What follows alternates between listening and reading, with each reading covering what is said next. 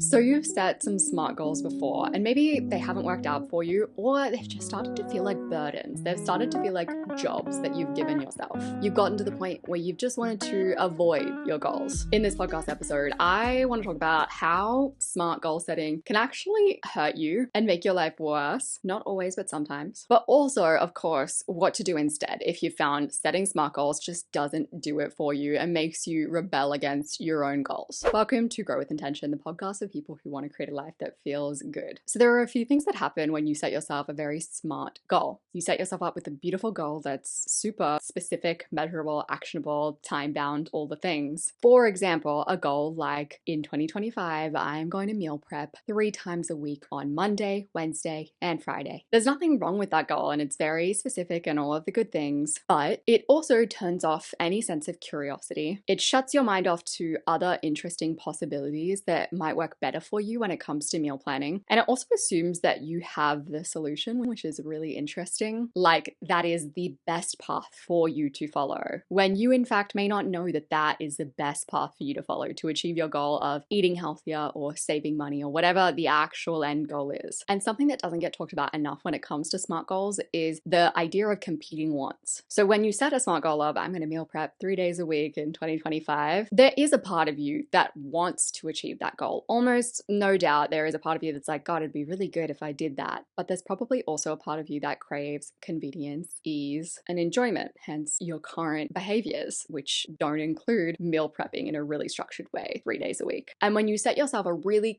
clear, really specific SMART goal that tells you exactly what the solution is, you almost say to the part of yourself that wants ease, convenience, and enjoyment, this is what we're doing, too bad, you have no say in it. Which is why I like to think that SMART goals work quite well when there's something that you want genuinely. For me, for example, I have a lot of work projects that I genuinely am excited about, and a SMART goal works perfectly for those kind of goals because it's not too hard for me to intrinsically motivate myself to do those things. I'm pumped. There's no uncertainty for me about the process because I'm going to enjoy the process. Whereas when you have goals where there's more so a way of being that you want to embody, and yet you know that it's going to be really hard for you to embody that way of being, it can often be better to focus on a figure out goal instead of a SMART goal. So figure out goals work best when you either don't believe in your ability to do something. So maybe you don't believe in your ability quite yet to meal prep 3 days a week. We're going to keep going back to that example. Or figure out goals can work really well when you actually don't know how to achieve something. So for example, you don't know how to grow your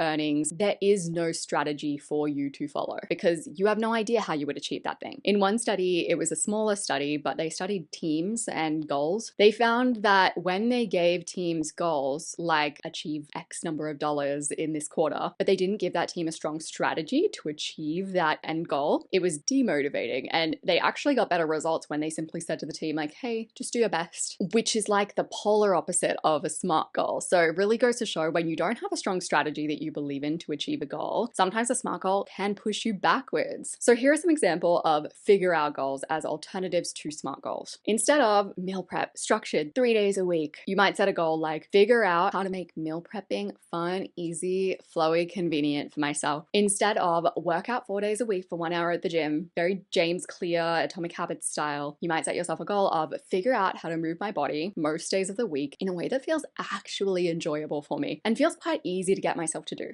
Figure out goals are designed to actually cater to all of your competing wants because yes, you want to work out 4 days a week, but you also want something that feels easy, that feels good. Like if you are real with yourself, no one really wants a habit where they have to force themselves to do it. Figure out goals are about experimentation. So you can take them and immediately start experimenting with them in the new year and be like, oh, how does that feel? Like what feels good for me here? You can start researching, you can start following influencers that are in that space that do things a little differently, that might give you ideas. You can vision board on it, you can outsource ideas, you can ask your friends and be like, hey, this is my figure out goal. I need to figure this out for myself. Like, what ideas do you have? Unlike a SMART goal, a figure out goal doesn't tell you the solution because you often don't know the solution, which is kind of a hard pill to swallow. A figure out goal lets you discover the solution, and your mind is so creative, it will come up with solutions for you. I said in my recent Instagram caption, I was like, I'm a SMART goal hater. I'm not really a SMART goal hater, but I do feel like SMART goals just get too much love. There are times when SMART goals goals are just not the best fit. And usually it's when you do not have a strategy to achieve your end outcome, like you are not confident that doing A will get you to B. You are not confident in yourself and your ability to stick to said habit. In that case, you may need to do a little bit of exploring and figuring out around what will work for you. In every podcast episode, I share recs of the week that help you to dive deeper into today's episode. Not to toot my own horn, the thing that I would recommend in today's podcast episode would be the life map, because I talk a lot more about wants versus want to wants in the life map, which is my ebook. It helps you to plan your year a little, get a little inspired as you move into 2025. I'll have it linked in the description. I kind of always do. I think this podcast episode might be my last episode of 2024, so I hope that you enjoyed it. I hope you have the most beautiful New Year's, I'm going to say. I appreciate you so much, and I'll see you next year.